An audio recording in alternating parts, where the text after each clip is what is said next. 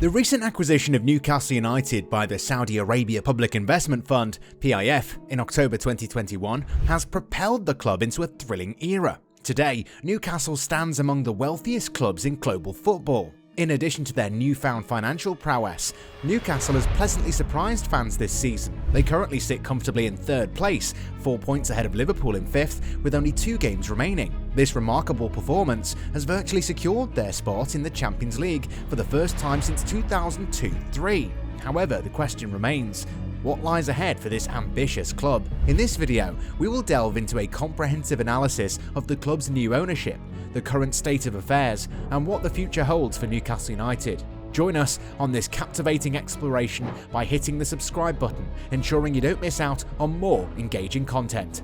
Previous owner Mike Ashley faced demands from Newcastle United fans to relinquish ownership of the club, which were eventually answered when PIF stepped in as the new owners. PIF, also known as the Public Investment Fund, now holds an 80% share in Newcastle and has outlined ambitious plans for the club's future. PIF is the sovereign wealth fund of Saudi Arabia and is comprised of 3 partners. One of these partners is the chairman of PIF, Saudi Crown Prince Mohammed bin Salman, commonly referred to as MBS, who is the ruler of Saudi Arabia. Another key figure is Yasser Al Rumayyan, PIF's governor and non-executive chairman of Newcastle United, who is warmly welcomed by the fans as the new ownership group aims to bring success to the Geordie faithful. Another stakeholder in the club is PCP Capital Partners, founded by Amanda Staveley in 2005. They hold a 10% stake in Newcastle United and intend to create a united philosophy within the club, establish a clear purpose, and provide leadership to achieve long-term success, aligning their ambition with that of the fans. RB Sports and Media, the sports arm of the Reuben Brothers investment firm, is represented on the Newcastle United board by James Reuben, who collaborates closely with Amanda Staveley and Yasser Al Rumayyan. The Reuben family, with billionaire property tycoon David Reuben as the patriarch, is the second richest family in the UK. PIF's net worth is substantial, as it is part of the larger Saudi Arabian wealth fund, which is estimated to be worth up to £1.1 trillion. When the takeover of Newcastle United was confirmed, Sky Sports valued PIF's sovereign wealth fund at around £315 billion. The initial investment of £300 million by PIF in Newcastle United demonstrates their commitment and long-term vision for the Premier League club. So what does the future hold for Newcastle United? Eddie Howe, the manager, has made it clear that the club's ambitions go beyond merely securing a place in the Champions League. In fact, Howe boldly stated that their objective is to surpass every other team in the league. While acknowledging the challenges of achieving this goal, Howe emphasised the importance of maintaining an unwavering belief in their abilities and not settling for mediocrity. The team yearns for greater achievements and refuses to be satisfied with their current position. Moreover, Howe highlighted the danger of complacency. He stressed that it's vital for the players to adopt this ambitious mindset. Without it, once they perceive that they've reached their peak, they risk stagnation and decline.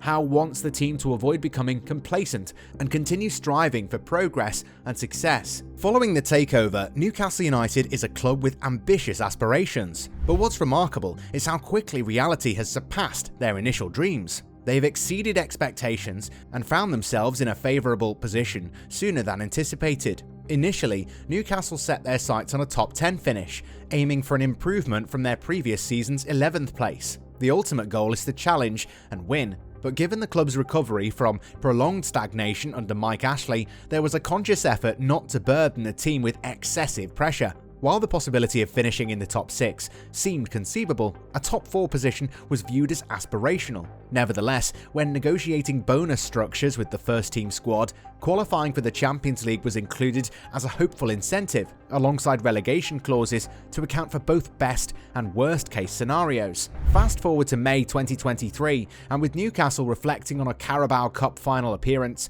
and a mere 5 league defeats, such cautious expectations appear quaint. Their current standing is well deserved, boasting the league's best defensive record and a cohesive team of committed and formidable players. Newcastle's defensive prowess is evident this season, conceding the second fewest goals with 32, and having the second best expected goals conceded in the league with only 37. While their defensive form has dipped compared to the first half of the season, it remains commendable when compared to other top-flight teams. In addition to their defensive strength, Newcastle has been formidable in attack. Only 3 teams have scored more than their 67 league goals and possess an expected goals figure of 69.6, the third best in the division. Currently positioned in 3rd place in the league table, Eddie Howe's team has a realistic chance of securing a spot in the Champions League this season. Securing a place in the Champions League would be a transformative milestone for Newcastle, propelling them into the upper echelons of football in terms of both finances and prestige.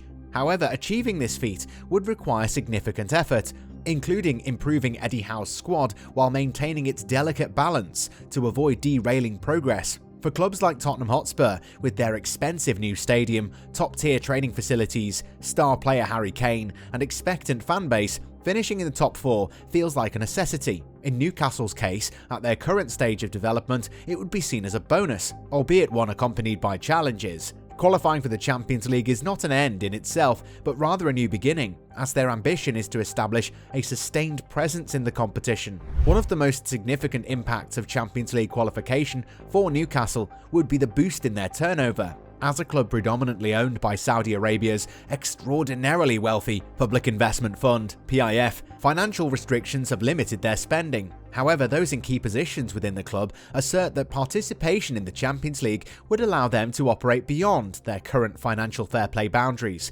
as the resulting revenues would be game-changing. In the 2021-22 season, Newcastle's turnover stood at £180 million, ranking 11th in the Premier League. In contrast, the self-proclaimed Big Six clubs averaged £513.8 million, nearly 3 times higher. Although the potential for exponential growth exists, it will take time. Examining matchday revenue, Newcastle currently sits in 8th place, generating £27.5 million. Tottenham, benefiting from their state-of-the-art stadium, accumulated £106.1 million. Newcastle is considering long-term plans to expand St James's Park, but the feasibility and success of such an endeavour are not guaranteed. In terms of broadcast revenue, Newcastle is already narrowing the domestic gap. In the 21-22 season, they ranked 12th, receiving £124 million, which is less than half of what Liverpool received. However, Newcastle will receive increased merit-based prize money this season, further bolstering their finances. Even with the allure of Champions League football, financial fair play regulations will still impact Newcastle's transfer plans. They can't afford the luxury of signing multiple players and having only one succeed, unlike clubs like Man United and Chelsea. Each acquisition must be carefully chosen to maintain its position and sustain progress. The emphasis is on being savvy in their approach. Manager Eddie Howe aims to add 4 to 6 high-quality players to the squad, including a left-back, a right-sided centre-back, 2 midfielders and 2 attackers. The club hierarchy recognises the need for elite additions to strengthen both depth and talent. Newcastle requires more numbers to compete on multiple fronts, but they also seek better players or those of similar calibre. The shared belief is that Newcastle must rejuvenate the squad without compromising their financial stability or disrupting team harmony. They're aware that introducing 6 new players at once could potentially disrupt the dressing room dynamic. Securing European football, particularly the Champions League, would shape the volume and value of Newcastle's signings. This prestigious competition has the potential to revolutionise the club's transfer strategy, although with a focus on gradual evolution rather than abrupt revolution. Over the past 3 transfer windows, Newcastle has already committed approximately £250 million to signings, a level of expenditure considered unsustainable by sporting director Dan Ashworth. The £40 million spent on Anthony Gordon in January pushed the club to its FFP limits. However, qualifying for the Champions League would provide much-needed breathing space. While recruitment lists are still being refined, the club continues discussions about long-term targets, such as James Maddison from Leicester, Scott McTominay from Man United, and Moises Caicedo from Brighton. Additionally, players once considered out of reach, such as Moussa Diaby from Bayer Leverkusen and Marcus Thuram from Borussia Mönchengladbach, might now become more affordable options. Ashworth, the sporting director, believes that it typically takes 3 summer transfer windows to completely remodel a squad, and this summer marks the second window since the takeover. Given Ashworth's broader responsibilities compared to Howe's, there have been, and will continue to be, lively discussions about the extent of what can be achieved this summer. While Newcastle has always followed a strategy of selling players to fund new acquisitions, they will resist offers for key players like Guimaraes and Alexander Isak. However, they will entertain bids for fringe players such as Jamal Lewis, Ryan Fraser, Jamal Lascelles and Carl Darlow, as their departures would create space and reduce wage expenses. The club recognises that depth is a real concern, and although they're strengthening the under-21 squad for the long term, it's not yet ready to adequately support the senior team.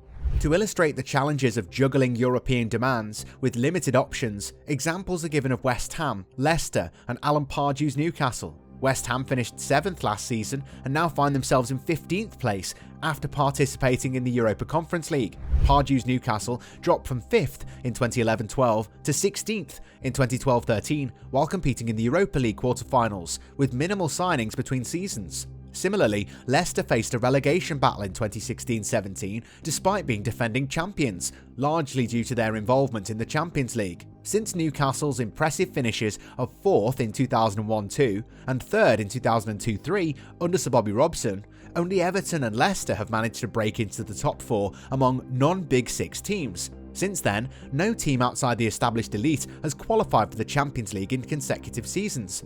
The long-term business plan outlined by Staveley envisions Newcastle as a regular top 7 contender in the Premier League, with the ultimate goal of challenging for trophies. Qualifying for the Champions League would be a valuable learning experience for both the players and manager Howe, as neither has had previous exposure to European competitions. Imagine the electrifying atmosphere at St James's Park, with the stadium filled to capacity and reverberating with the Champions League anthem. It would be a beautiful and captivating problem to have. In conclusion, the future of Newcastle United is filled with excitement and potential. With their ambitions and financial support, the club is poised for greatness.